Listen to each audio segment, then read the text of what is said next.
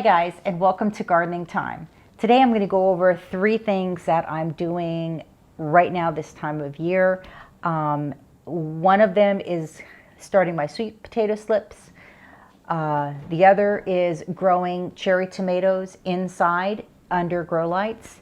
And the third thing is growing leafy greens, mainly lettuce and spinach, using the Kratky method. So let's go ahead and start off with the cherry tomatoes. So this is just one of a number of cherry tomatoes that I currently have growing underneath my grow lights. These are they're a they're called top hats. I'm sorry, top hat micro cherry tomato. And I got the seeds through Baker's Creek.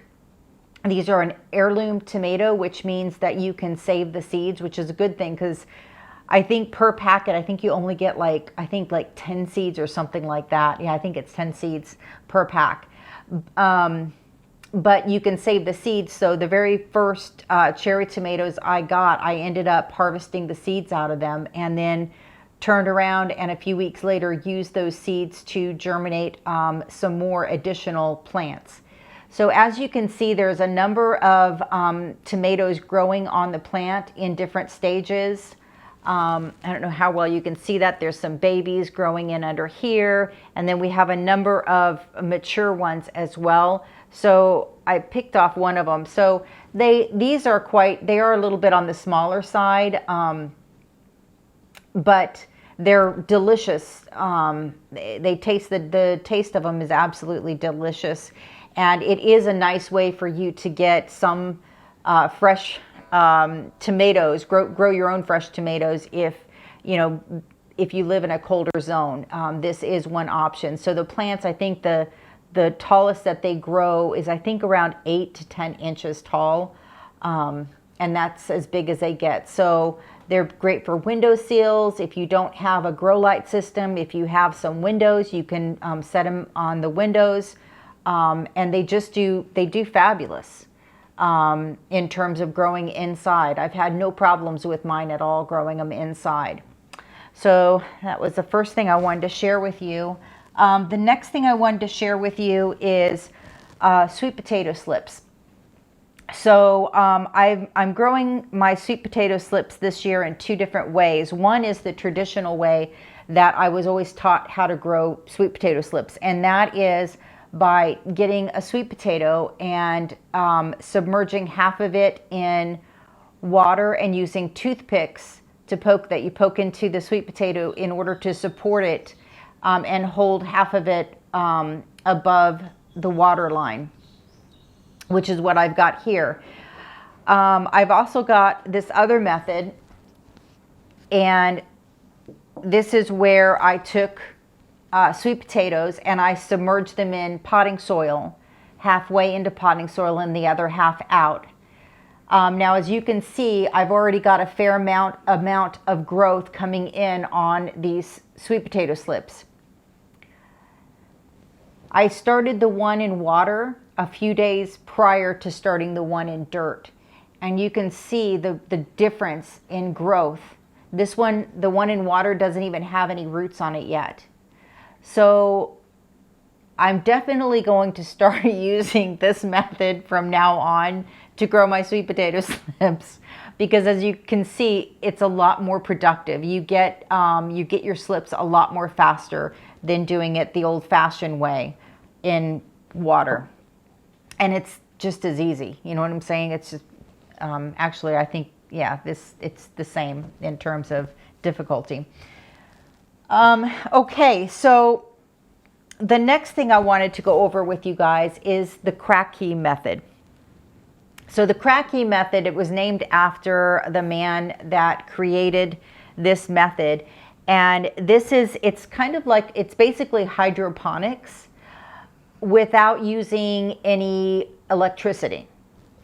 So, and you can do it on a very small scale, which is fantastic for me. So what it is, let me show you. This is one of my lettuces that I've got growing in a mason jar. And you can see how well the plant is doing. I've got a number of these going, and they're all doing fabulous. Now I do have these under grow lights. I think I have the grow lights on for, I think it's between 6 to 8 hours a day that I have the grow lights, that I have them on the grow lights. But you can also, again, if you have a sunny window, put these on by a sunny window, and I'm sure they would do just fine. So the premise of this, here, let me show you. The premise of this is basically you get a quart jar and get yourself some 3-inch hydroponic cups. And I'll put all the links to the items that I got. I'll put the links below. So if if you want to check out what I got, or at least this way it might lead you to finding something maybe a little bit better, or price-wise maybe a little bit cheaper. But anyhow, so you get yourself 3-inch hydroponic cups, and those fit perfect right inside your quart mason jars. Then what you'll do is you'll need to buy some clay pebbles, and you'll want to soak these in some water to get them wet. But for just demonstration purposes, and just to show you the idea behind the Kratky method, so what you do is you'll put a few pebbles in the bottom of the hydroponic cup, and then get yourself a medium that's going to actually hold the seedling. And you can do, there's a couple different choices. One is these rapid rooters, which is actual, it's an actual it's soil based. And let me pull one out here. They're little plugs. And you'll put your little seedling in there, and then set it on top of the on top of the pebbles. And then what you'll do is you'll take more pebbles, and again these would be hydrated, and you'll put them around the little plug, and that's to secure the plug down, because you're going to be adding water to this, and you don't want the plug to be moving around and floating and all that stuff. You want to pretty much secure it. And the other thing that these pebbles do is they act as a wick, and they wick water up so that it surrounds whatever medium that you're using. So you'll put these pebbles, clay pebbles, around it to secure it. And let me see here. There, I don't know how well you can see that. So then you'd have your seedling in there. You got your clay pebbles around there. And in order to, and then what you do to fill it, to add the fluid, is you're going to have to mix up a liquid fertilizer. Now, it was suggested to me to utilize or to use a fertilizer that it has both an A and a B base. So it's got its micronutrients and it's got its macronutrients, and they're separated. They come in separate containers. So I went online and did some reading, and I ended up going with this stuff. It's called Humboldt's Secret. And you can see this is base B and this is base A. Again, I'm not getting, getting any payment from this company, so don't feel that you have to use what I use. But this is just this is just showing you what I'm using at this time. So I got the A and the B, and then I also got, it was also suggested that I get this additional golden tree, Humboldt's golden tree. It's got some additional nutrients in it as well. So according to the instructions, for 1 gallon, I do 2 teaspoons of each of the A and B mix, And then I use a little less, I use about a teaspoon of this golden tree. So as you can see, this fertilizer here is going to last me for a very long time. So you add that into a gallon of water, and then what you'll do is you'll pour that into the jar, and you want to come up about maybe a little less than halfway up the cup, the hydroponics cup. You want to fill that with water, or with your nutrient, the water with the nutrients that you mixed in with it. So put it in, and like I said, probably between a quarter to halfway up the hydroponics cup. And I also ended up putting the lids for the mason jars. I ended up screwing one down on top of the cup, and it actually fits really nice, and it makes the whole thing very secure. So, and then at that point I just set it under my grow lights, and that was it. And I've ended up 2 days ago I went in and I added some more water to this. So the whole premise of this Kratky method is that once the roots get going and they get down into the water level is going to slowly come down.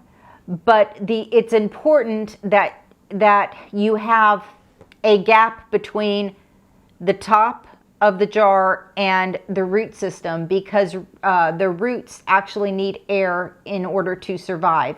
If you don't give the roots enough air, then they will die. So this is why this method is so effective, because as the plant takes up the nutrient-based water, the water level comes down, and it supplies more oxygen to the roots. And you can see how many roots are currently in this jar, which is actually quite a few. Now I did end up adding some water back into my lettuces. Actually, I've already harvested this lettuce once, and the water level was probably maybe 1.5 inches or 2 inches from the bottom. So, and the plant looked perfectly healthy. So I went ahead and I added more water in. I didn't go quite up to the bottom of the jar, and you can see now it's already come down probably about 1 inch. And the plant is still doing fabulous. But that's all you do. It's kind of like one of those things that you just set it and you forget it, and you get beautiful vegetation. I mean, you can see how nice these leaves look. Now I also did spinach, and let me show you my spinach. The spinach is actually growing quite a bit more slower than the lettuce.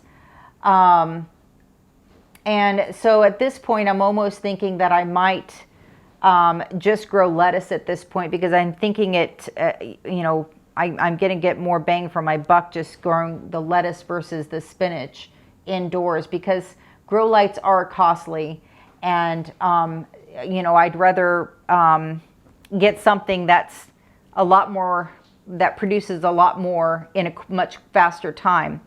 The other thing I forgot to add, with the Kratky method, you will need to cover the container with something in order to keep the light from hitting the water, because what will happen is you'll get algae that will form. So what I ended up doing was I had a number of socks, and these are the little anklet socks, the ones that it's like a no-show on your feet. And I found that these fit absolutely perfectly on the jar. Now, some people have said you can paint the jars, which is okay, but the bad thing with paint is you can't pull the paint down to see what the water level is in the jar. So what I found is, let me show you this. So I'm just sliding this little sock of mine up the jar, and it fits perfect on the jars. and it keeps it dark enough so that you won't have to worry about algae growing inside the jar. And then anytime you want to check the water level, you just slide the sock down and see where your water level's at, or if you want to check the roots and see how the root system is doing, same, you know, you could do the same thing. So yeah, so that is about it. The only other thing I wanted to mention about the Kratky system is a lot of people will also say that you can use rock wool. This is rock wool. My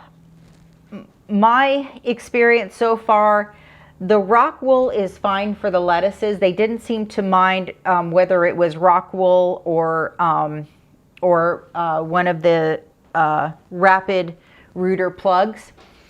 The spinach, however, I planted a couple of spinach with the rock wool, and those seem to kind of turn yellow, and they seem to really suffer in terms of their root growth. But this is another option too, like I said, and I'll put a link for this below as well. This is rock wool, and it is derived from nature. So it's a different type of medium that you could use if you want. Okay, guys, that is it for today. I hope you guys are having a blessed day. Let me know in the notes if you guys have tried the Kratky system before, or any regarding the sweet potatoes. If you tried rooting the sweet potatoes in soil, and let me know what your experiences have been. Would love to know what you guys are doing as well this time of year. All right, we'll see you guys next time. Have a blessed day. Take care. Bye-bye.